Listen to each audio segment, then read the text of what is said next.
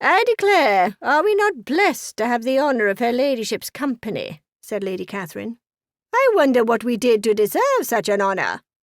"Might I remind you, Lady Catherine, my wife was in poor health last evening." "Indeed, but what does a young lady expect when she is determined to make a spectacle of herself? A young woman all get up in fencing attire, engaging in combat with a gentleman as though she were his equal? Why, I never! A proper young lady would know better." She looked at her niece. "You would never witness Georgiana behaving so scandalously." Turning her head towards Elizabeth, she said, "Nor would Elizabeth, I wager, despite her want of rambling the countryside." Elizabeth glanced at Harriette. Both ladies tried to suppress the smirks that threatened to encroach upon their countenances. Harriette said, "Surely it comes as no surprise to you that your guests would wish to enjoy your lovely estate to its fullest extent." She sipped her tea. Peering over her cup, she said, "You might venture out of doors on occasion. No doubt it would make a world of difference. I cannot help noticing you look a bit piqued." Richard shot his wife a warning look, one she promptly ignored. "I can see marriage to my nephew has done nothing to tame your impudent tongue."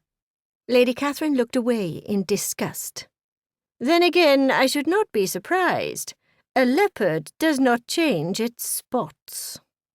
"My goodness, your ladyship, you are terribly uncharitable in your opinion of me. And here I supposed your invitation was your way of extending an olive branch, especially after you spurned the special invitation to our wedding." Richard spoke up. "That is all the more reason my lovely wife and I were so pleased to accept your invitation to visit Rosings this year. Whatever disagreement you and my wife suffer, I see this as opportunity to lay aside your differences, so we may all live in harmony." Harriette smiled at her husband. "I would not hold out hope for that." If he had the slightest indication of the vengeful, hateful letter his aunt had sent her, he would not be so apt to embrace her as warm-heartedly as he did. In the letter, Lady Catherine had vowed to settle the score for Harriette's betrayal, even if it was the last thing she did. She had no evidence at all to support her notion that anything untoward had occurred between Harriette and Darcy, yet she was determined to believe the worst. Harriette's heart fluttered, and a heat spread over her body, the same as it did whenever she thought of that night in Matlock when her ladyship barged into her room. It had been moments after Richard slipped out, mere moments after he had trailed shockingly delightful kisses along the décolletage of her nightgown.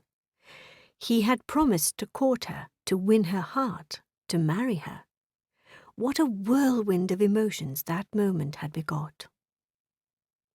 Later that same evening, whilst Harriette and Georgiana played on the pianoforte, Elizabeth suffered the misfortune of being seated beside Lady Catherine.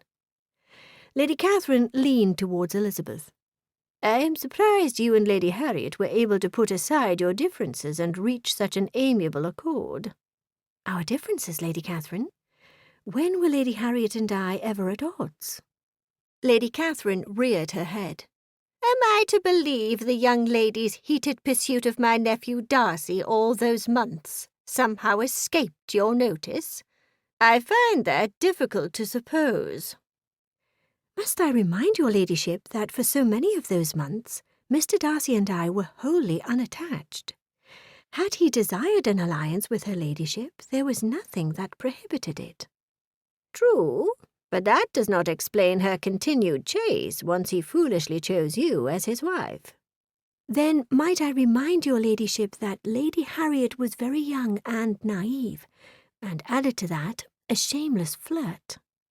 On the contrary, I trusted my husband enough to know nothing would come of her ladyship's infatuation." "Then you are more naive than I ever supposed. Trust your husband, indeed. He is a mere man, and I happen to know there were more to her ladyship's sentiments than mere infatuation. Were it only that, the two of them would not have behaved as they did in Matlock." Elizabeth shifted in her seat. What in the world does Lady Catherine mean to imply? What is she about?